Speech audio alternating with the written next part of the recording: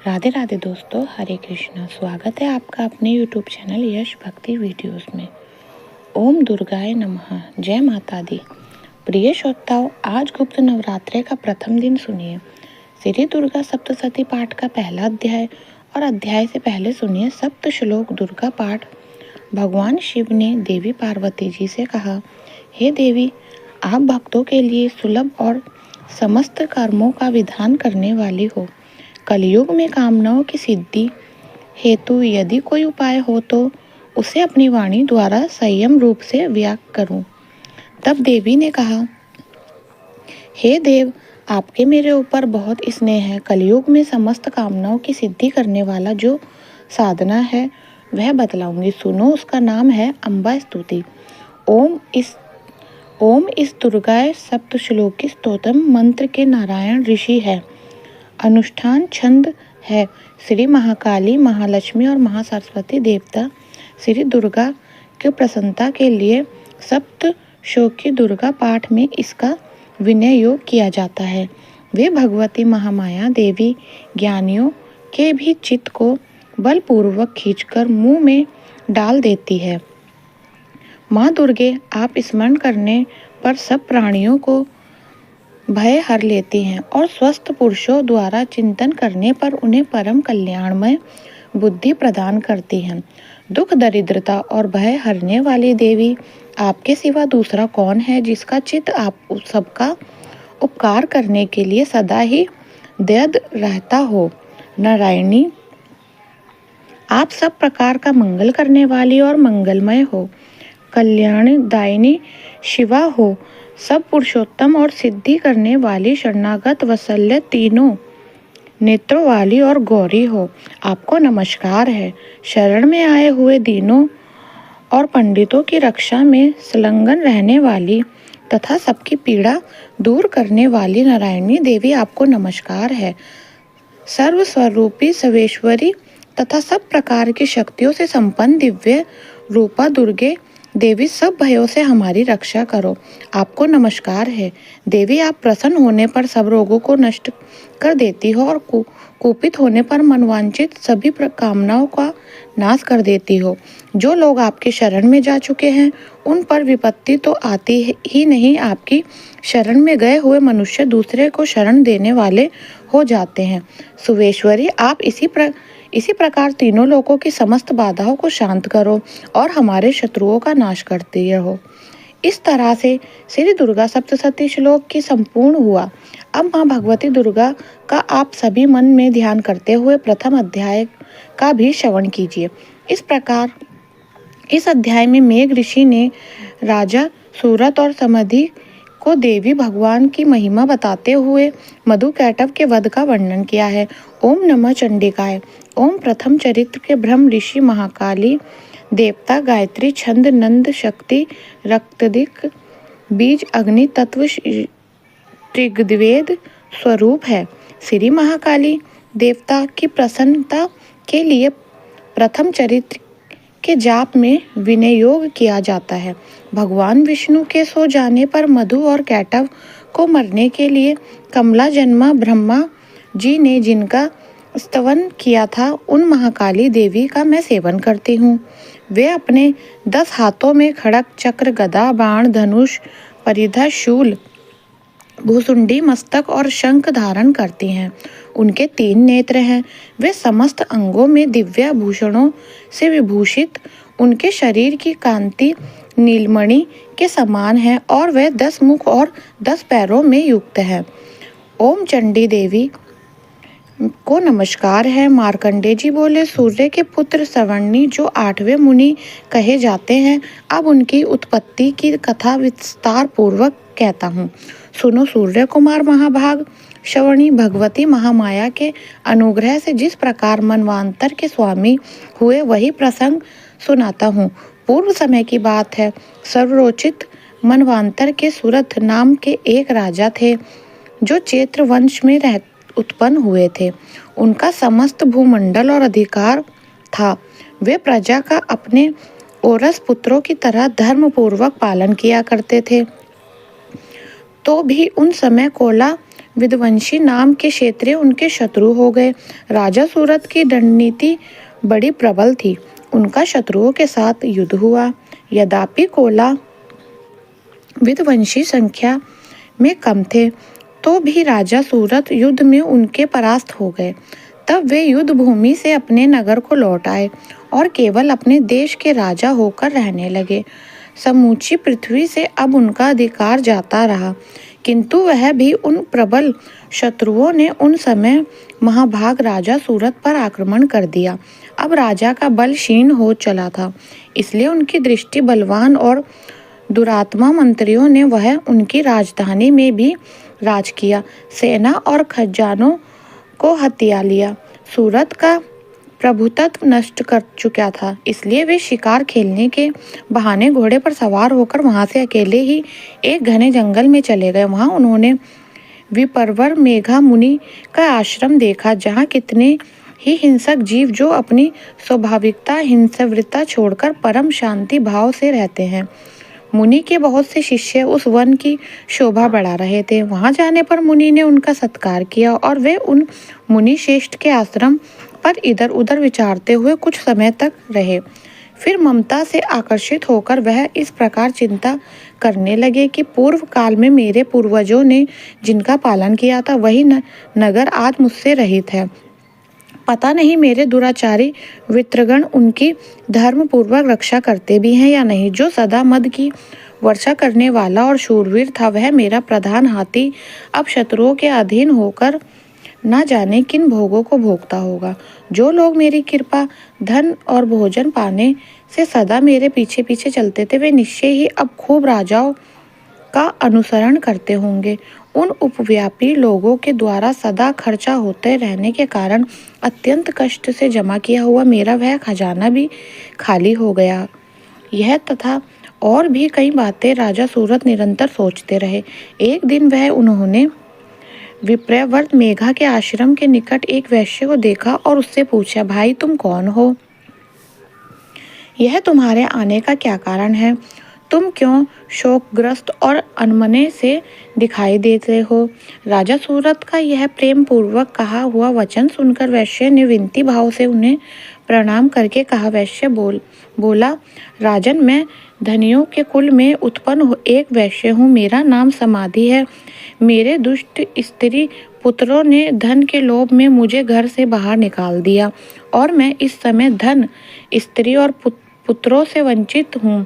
मेरा विश्वसनीय बंधुओं ने मेरा ही धन लेकर मुझे दूर कर दिया, इसलिए दुखी होकर मैं वन में चला आया हूँ। यह रहकर भी इस बात को मैं नहीं जानता कि मेरे पुत्रों की, स्त्रियों की और सर्वजनों की कुशल है या नहीं। इस समय घर में वे कुशल से रहते हैं या फिर उन्हें कोई कष्ट है? वो मेरे पुत्र कैसे हैं? क्या वे सदाचारी हैं या फिर दुराचारी हो गए हैं? तब राजा ने पूछा, जिन लोभी स्त्री पुत्र आदि ने धन के कारण तुम्हें घर से निकाल दिया, उनके प्रति तुम्हारे चिंतन में इतना स्नेह का बंधन क्यों है? तब वैश्य बोला, राजन, अब मेरे विषय में जैसी बातें कहते हैं वह सब ठीक है, किंतु क्या करूं, मेरा मन निठुरता नहीं धारण करता। जिन्होंने धन के लोभ में पड़कर पिता के प्रति स्नेह, पति के प्रति प्रेम और अत्यमयी जन के प्रति अनुराग को तिलजली देकर मुझे घर से निकाल दिया है, उन्हीं के प्रति मेरा हृदय में इतना स्नेह है। महामते गुणाहीन बंधुओं के प्रति भी जो मेरे चित्त इस प्रकार प्रेम मगन हो रहा है, यह क्या है? इस बात को मैं जानकर भी नहीं जान पाता। उनके लिए मैं लंबी लंबी सांसें ले रहा हूँ और मेरा हृदय अत्यंत दुखित हो रहा है। उन लोगों में प्रेम का स्वर्थ अभाव है, तो मैं उनके प्रति जो मेरा मन निठुर नहीं हो पाता, उनके लिए मैं क्या करूं? तब मार्कंडेय जी कहते हैं, ब्रह्मा तदंतर राजाओं में श्रेष्ठ सूरत और वह समाधि नामक वैश्य दोनों साथ साथ मेघा मुनि के सेवा में उपस्थित हुए हैं। उनके साथ यथा योग्य न्यायानुकूल विनयपूर्ण बर्ताव करके बैठो। इसके बाद वैश्य और राजा ने कुछ वार्तालाप आरंभ किया। राजा ने कहा, भगवान, मैं आपसे एक बात पूछना चाहता हूँ, उसे बताइए। मेरा चित्त अपने अधीन न होने के कारण वह बात मेरे मन में बहुत दुखी देती है। जो राज्य मेरे हाथ से चला गया है, उनमें और उनके संपूर्ण अंगों में मेरे ममता अभी तक बनी हुई है। मुनि श्रेष्ठ यह जानते हुए भी वहाँ अब मेरे नहीं है। अज्ञानी की तरह मुझे उसके ही दुख होता है। यह क्या है? और इधर यह वैश्य भी घर के अपमानित होकर आया है। इसके पुत्र स्त्री और व्रतों ने इसे छोड़ दिया है। सर्वजनों ने भी इसका परित्याग कर दिया है, तो भी यह उनके प्रति अत्यंत हार्दिक स्नेह रखता है। इस प्रकार यह और मैं दोनों बहुत दुखी हैं। जिसमें प्रत्यक्ष दोष देखा गया है उस विषय के लिए मैं हमारे मन में ममता जनित आकर्षण पैदा हो रहा है। महाभाग, हम दोनों समझदार हैं तो भी हम में जो मोह पैदा हुआ है यह क्या है? विवेक शून्य पुरुषों की तरह मुझ में और इनमें यह मुदंत प्रत्यक्ष दिखाई देता है। तब ऋषि बोले, महाभाग, विषय मार्ग का ज्ञान सब जीवों को है। इस प्रकार विषय भी सबके लिए अलग अलग है। कुछ प्राणी दिन में नहीं देखते और दूसरे रात में नहीं दिखते, और कुछ जीव ऐसे हैं जो दिन और रात्रि में ही बराबर ही दिखते हैं। यह ठीक है कि मनुष्य समझदार होता है, किंतु केवल वे ही ऐसा नहीं होते। पशु पक्षी और मृग आदि सभी प्राणी समझदार होते हैं। मनुष्य की समझ भी वैसे ही होती है जैसे उन मृग और पक्षियों की होती है, और जैसे मनुष्य की होती है वैसे ही उन मृग पक्षी आदि की होती है। यह तथा अन्य बातें भी प्राय दोनों में समान ही है। समझ होने पर भी इन पक्षियों को तो देखो, यह स्वयं भूमि से पीड़ित होते हुए भी मोहवश बच्चों की चोंच में कितने चाव से अन्न को डालने रहते हैं।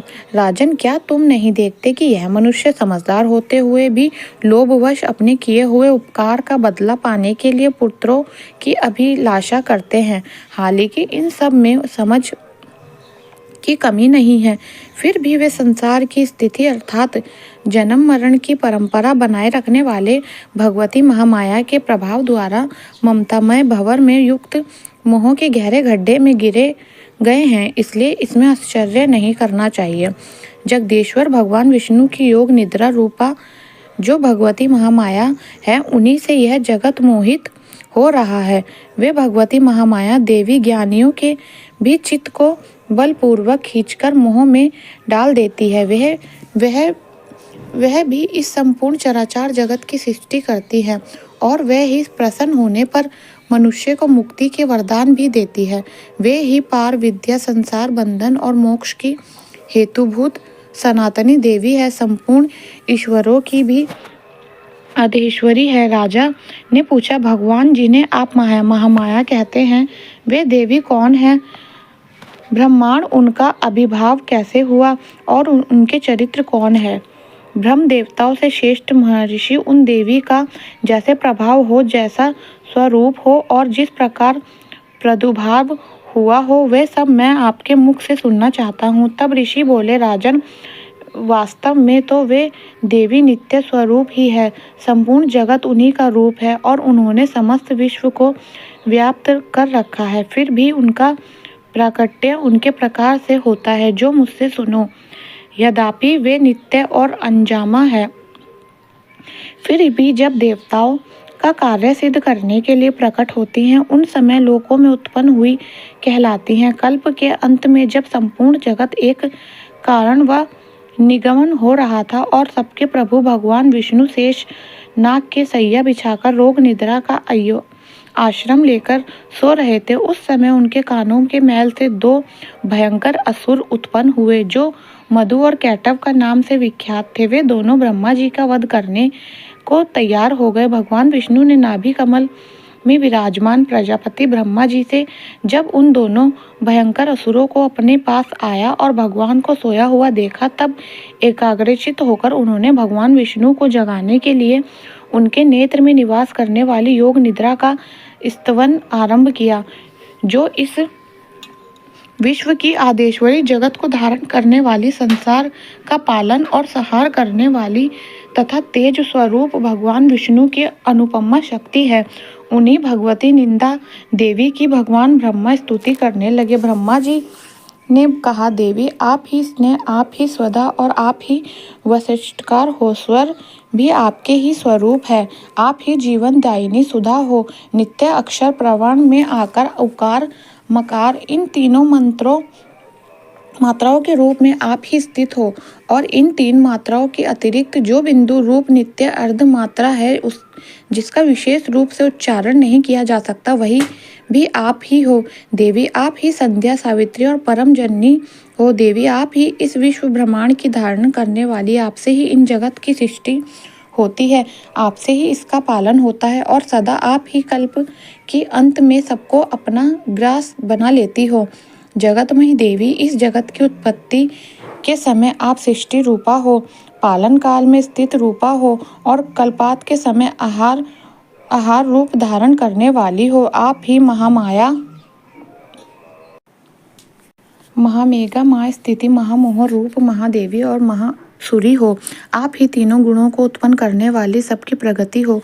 भयंकर काल स्त्री, महास्त्री और मोह स्त्री भी आप ही हो। आप ही श्री स्वेश्वरी, आप ही हंग और आप ही बौद्ध स्वरूप बुद्धि हो। लज्जा, पुष्टि, दृष्टि, शांति और क्षमा भी आप ही हो। आप खड़ग धारणी, शूल धारणी, घोर रूपा तथा गदा, चक्र, शक्र और धनुष धारण करने वाली, बाण, भुसंडी और परिघ, यह भी आपके ही अस्त्र हैं। आप सौम्य और सौम्यंतर हो। इतना ही नहीं, जितने भी सौम्य और सुंदर पदार्थ हैं, उन सभी की अपेक्षा आप अत्यधिक सुंदरी हो। आप और अपार, सबसे परे रहने वाली परमेश्वरी आप ही हो। सर्वसा स्वरूपी देवी, कहीं भी जगने के लिए तोमगुण की अधिष्ठायिनी देवी, योग निद्रा की इस प्रकार स्तुति के तब वे भगवान के नेत्र, मुख, नासिका, बहु हृदय और वृक्ष स्थल्य से निकलकर अव्यक्त जन्म ब्रह्मा जी ने दृष्टि के समक्ष खड़ी हो गई। योग निद्रा से मुक्त होने पर जगत के स्वामी भगवान जनार्दन उस कनवर के जल में शेषनाग की सैया पर जग उठे। फिर उन्होंने उन दोनों असुरों को देखा। वे दुरात्मा मधु और कैटव अत्यंत बलवान तथा पराक्रमी थे और क्रोध से लाल आंखें किए वे ब्रह्मा जी के खाने जाने की उद्योग कर रहे थे। तब भगवान श्री हरि ने उठकर उन दोनों को के साथ 5000 वर्षों तक केवल बहु युद्ध किया। वे दोनों भी अत्यंत बल के कारण उन्मत्त हो रहे थे। इधर महामाया ने उन्हें मोह में डाल रखा था, इसलिए वे भगवान विष्णु से कहने लगे, हम तुम्हारी वीरता और संतुष्ट और तुम हम लोगों से कोई वर मांगो। तब श्री भगवान बोले, यदि तुम दोनों मुझ पर प्रसन्न हो तो अब मेरे हाथों से मर जाओ। बस इतना सा ही वर मैंने मांगा है, यह दूसरा किसी वर से क्या लेना है। ऋषि कहते हैं, इस प्रकार धोखे में आ जाने पर जब उन्होंने संपूर्ण जगत के जल ही जल देखा, तब कमल नयन भगवान ने कहा, जहाँ पृथ्वी में डूबी हुई ना हो, जहाँ सूखा स्थान हो, वह हमारा वध करो। ऋषि कहते हैं, तब ततस्तु कहकर शंख, चक्र और गदा धारण करने वाले भगवान ने उन दोनों के मस्तक अपनी जांघ पर रखकर चक्र से काट डाले। इस प्रकार यह दोनों महामाया ब्रह्मा जी की स्तुति करने पर स्वयं प्रकट हुई थी। अब पुनः तुमसे इनके प्रभाव का वर्णन करता हूँ, सुनो प्रिय श्रोताओं। इसके बाद दूसरा अध्याय में आगे का वृत्तांत आप सभी सुनेंगे। अब सुनिए श्री दुर्गा कवच पाठ। दुर्गा कवच पाठ प्रत्येक दिन दुर्गा सप्तशती के साथ साथ करना चाहिए। इस श्री चंडिका कवच ब्रह्मा ऋषि, अनुष्ठ, छद्म, चामुंडा देवता, अग्न्यास में कही गई माताएं, बीज, दिग्बंध देवता तत्व है। श्री जगदम्बे के प्रति के लिए सप्तशती का साष्टांग भूत जाप में इसका विनियोग किया जाता है। चंडिके देवी नमस्कार है। मार्कंडेय जी कहा, पितामह जी, इस संसार में परम गोपनीय तथा मनुष्यों को सब प्रकार से रक्षा करने वाला और जो भी अब तक आपने दूसरों किसी के सामने प्रकट ना किया हो, ऐसा कोई साधन मुझे बताइए। तब ब्रह्मा जी बोले, हे ब्रह्मा, ऐसे साधन तो एक देवी का कवच ही है, जो गोपनीय भी है, परम गोपनीय, पवित्र तथा संपूर्ण प्राणियों का उपकार करने वाला है। महामुनि, उसे श्रवण करो। देवी के 9 मूर्तियों, जिसे नवदुर्गा कहते हैं, उनके प्रथम नाम बतलाए जाते हैं। प्रथम नाम शैलपुत्री, दूसरी मूर्ति का नाम ब्रह्मचारिणी, तीसरा स्वरूप चंद्रघंटा नाम से प्रसिद्ध है, चौथा स्वरूप कुष्मांडा 5वीं दुर्गा नाम स्कंद माता देवी के छठे रूप का कात्यायनी कहते हैं। 7वां कालरात्रि और 8वां स्वरूप महागौरी के नाम से प्रसिद्ध है। 9वीं दुर्गा का नाम सिद्धिदात्री है। यह सब नाम सर्वगा महात्म वेद भगवान के द्वारा ही प्रतिपादित है। जो मनुष्य अग्नि के जल में रहा हो, रणभूमि में शत्रुओं से घिरा हो, विषम संकट में फंस गया हो तथा इस प्रकार भय में आतुर होकर पूर्वक देवी का स्मरण किया, उनका निश्चय ही अभुभक्त होता है। देवेश्वरी तुम्हारा चिंतन करते हैं, उसको तुम निसंदेह रक्षा करती हो। चामुंडे देवी प्रेते पर अरुण होती हो, वाराही भैंस पर सवार होती हो, ऐन्द्रिय का वाहन ऐरावत हाथी है, वैष्णो देवी गरुड़ पर ही आसन जमाती है, महेश्वरी वृषभ पर अरुण होती है, कौमारी का वाहन मयूर है, भगवान विष्णु की प्रतिमा लक्ष्मी देवी कमल के आसन पर विराजमान है और हाथों में कमल धारण किए हुए है। वृषभ पर अरुण ईश्वरी देवी ने श्वेत रूप धारण कर रखा है। ब्राह्मणी देवी हंस पर बैठी हुई है और सब प्रकार के आभूषणों से विभूषित है। इस प्रकार यह सभी माताएं सब प्रकार के योग शक्तियों से संपन्न हैं। इनके सिवा और भी बहुत सी देवियों हैं जो अनेक प्रकार के आभूषण के शोभा से युक्त और नाना प्रकार के यत्नों से सुशोभित है। यह संपूर्ण देवियों के क्रोध से भरी हुई है और रक्तों की रक्षा के लिए रथ पर बैठी दिखाई देती हैं। यह शंख, चक्र, गदा, शक्ति, हल और मूसल, खेटक और तोमर, परशु तथा पाश, किंतु और त्रिशूल और उत्तम शरंग, धनुष आदि शास्त्र कल्याण कर रही है। उनके शास्त्र धारण उद्देश्य है। कवच आरंभ करने के बाद पहले इन प्रकार प्रार्थना करनी चाहिए कि महान योद्ध रूप, अत्यंत घोर पराक्रम, महाबल और महान उत्साह वाली देवी, आप महान भय का नाश करने वाली हो। आपको नमस्कार है। आपकी ओर देखना भी कठिन है। शत्रुओं का भय बढ़ाने वाली जगदम्बिका मेरी रक्षा करो। पूर्व दिशा से इंद्रायणी शक्ति मेरी रक्षा करे। अग्निकोण से अग्निशक्ति, दक्षिण दिशा से वराही, नेत्रकोण से खड्गधारिणी मेरी रक्षा करे। पश्चिम दिशा में वारुणी और वयम कोण में मृग पर सवार करने वाली देवी मेरी रक्षा करो। उत्तम दिशा में कौमारी और ईशान कोण में शूलधारिणी देवी रक्षा करे। ब्राह्मणी आप ऊपर की ओर मेरी रक्षा करो और वैष्णवी देवी नीचे की ओर मेरी रक्षा करो। इस प्रकार शव को अपना वाहन बनाने वाली चंडिका देवी दसों दिशाओं में मेरी रक्षा करो। जया आगे से, विजया पीछे की ओर से मेरी रक्षा करो। वाम भाग की अजिता और दक्षिण भाग की अपराजिता रक्षा करे। उद्योक्तानी शिखा की रक्षा करो। उमा मेरे मस्तक पर विराजमान होकर रक्षा करे। ललाट में मालाधारी रक्षा करे और यशस्विनी देवी मेरे भोग की रक्षा करे। भोग के मध्यम भाग में त्रिनेत्री और नथनों की यम घंटा देवी रक्षा करे। दोनों नेत्र के मध्य भाग में शंखनी और कानों में द्वारवासिनी रक्षा करे। कालिका देवी कपालों की तथा भगवती शंकरी कानों की मूल भाग की रक्षा करे। नासिका में सुगंध और ऊपर की होठ की चंद्रिका देवी रक्षा करे। नीचे के होठ में अमृताकाल और जीवा में सरस्वती देवी रक्षा करे। कुमारी दांतों और चंडिका कंठ प्रदेश की रक्षा करे। चित्र घंटा गले की घंटी की और महामाया तुला में रहकर रक्षा करे। कामाक्षी कोठी और सर्वमंगला मेरी वाणी की रक्षा करे। भद्रकाली ग्रीवा और धनुधारी पृष्ठवंश अर्थात मेरुदंड में रहकर रक्षा करे। कंठ के बाहरी भाग की नीलगिरी और कंठ के नील में नीलकुमरी रक्षा करे। दोनों कंठों में खड्गायनी और मेरे दोनों भुजाओं में वृष धारण रक्षा करे। दोनों हाथों में दंडनी और उंगलियों में अंबिका रक्षा करे। सुलेश्वरी नसों की रक्षा करे। कुलेश्वरी कुक्षी अर्थपेट में रहकर रक्षा करे। महादेवी दोनों स्तनों की और शोक विषानी देवी मन की रक्षा करे। ललिता देवी हृदय में और शूलधारिणी उदार में रहकर रक्षा करे। नाभि में कामनी और गुहा भाग में महेश्वरी रक्षा करे। पूतना और कामिका लिंग की और महिष वाहिनी गुदा की रक्षा करे। भगवती कटिक भाग में और विंध्यवासिनी घुटनों की रक्षा करे। संपूर्ण कामनाओं को देने वाली महाबल देवी दोनों पिंडियों की रक्षा करे। नरसिम्हा देवी घुटनियों और तेजस्वी देवी दोनों चरणों की पृष्ठ भाग की रक्षा करे। श्री देवी पैरों में, उंगलियों में और तलवासिनी पैरों के तुलाओं की रक्षा करे। अपनी दंडों के कारण भयंकर दिखाई देने वाली दृष्ट कराली देवी नाखों और उदेश्वरी देवी केशों की रक्षा करे। रोमवलीय के छिद में कुमारी और त्वचा की वागेश्वरी देवी रक्षा करे। पार्वती देवी रक्त, मज्जा, वसा, मांस, हड्डी और मेदा की रक्षा करे। अंतों में कालरात्रि और पित्त के मुक्तेश्वरी रक्षा करे। मूलधार आदि कमल कोश में पद्मावती देवी और कफ में चूड़ामणि देवी स्थित होकर रक्षा करे। नख के तेज में की ज्वालामुखी रक्षा करे, जिसका किसी भी अस्त्र से भेदन नहीं हो सकता। वह अमेघा देवी शरीर के समस्त सिद्धियों में रहकर रक्षा करे। ब्रह्माणी आप मेरी वीर्य की रक्षा करे। छदेश्वरी छाया की रक्षा। धर्मधारिणी देवी मेरे अहंकार, मन और बुद्धि की रक्षा करे।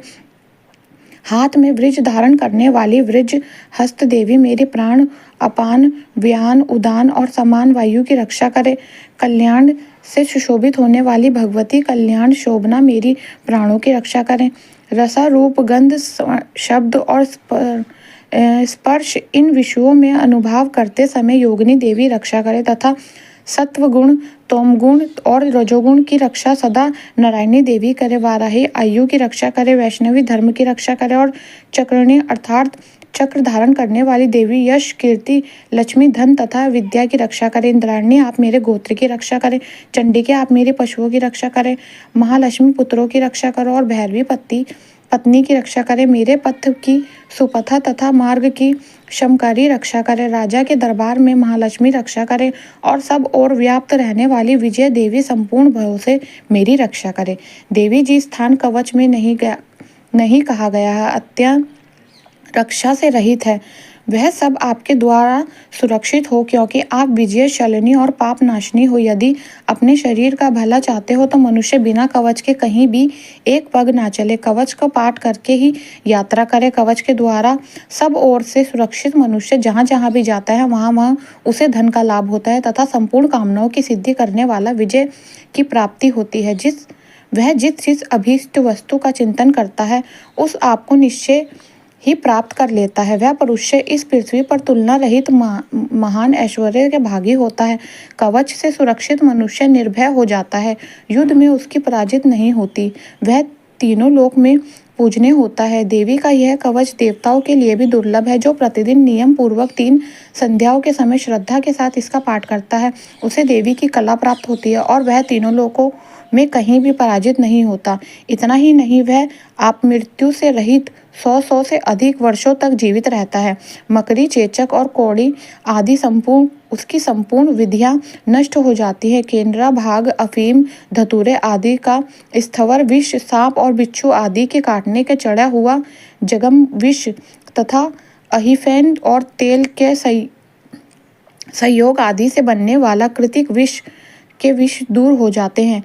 इनका कोई असर नहीं होता। इस पृथ्वी पर मरण, मोहन आदि जितने अभिचारी के प्रयोग होते हैं तथा इस प्रकार के जितने मंत्र यंत्र होते हैं वे सब इस कवच के हृदय में धारण कर लेने पर उस मनुष्य को देखते ही नष्ट हो जाते हैं। यही नहीं, पृथ्वी पर विराजने वाले ग्राम देवता, आकाशचरी देवा, विशेष जल में संबंध से प्रकट होने वाले गण, उपदेव, मंत्र से सिद्ध होने वाले निम्न कोटि को देवता, अपने जन्म के साथ प्रकट होने वाले देवता, कुल देवता, माला अर्थात कंठमाला आदि, डाकनी, शाकनी, अंतरिक्ष में विचरण करने वाली अत्यंत बलवती भयंकर डाकनियां, ग्रह, भूत, पिशाच, यक्ष, गंधर्व, राक्षस, ब्राह्म राक्षस, पेताल, कुष्मांडा और भैरव आदि अनिष्ट कारक देवता भी हृदय में कवच धारण किए रहने पर उस मनुष्य को देखते ही भाग जाते हैं। कवचधारी मनुष्य को राजा के समान वृद्धि प्राप्त होती है। यह कवच मनुष्य के तेज की वृद्धि करने वाला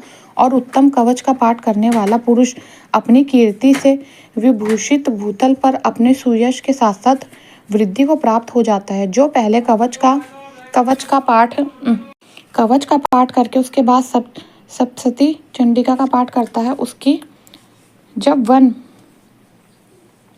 पर्वत और कनकों सहित यह पृथ्वी टिकी रहती है, तब तक यह पुत्र, पौत्र आदि संतान परंपरा बनी रहती है। जिस देह का अंत होने पर वह मनुष्य भगवती महामाया के प्रसाद से उस नित्य परम पद को प्राप्त होता है जो देवताओं के लिए भी दुर्लभ है। यह सुंदर दिव्य रूप धारण करता और कल्याणमय शिव के साथ आनंद की भागी होते हैं। श्री दुर्गा कवच पाठ समाप्त। प्रेम से बोलिए दुर्गा मैया की जय। तो यह था आज का अध्याय।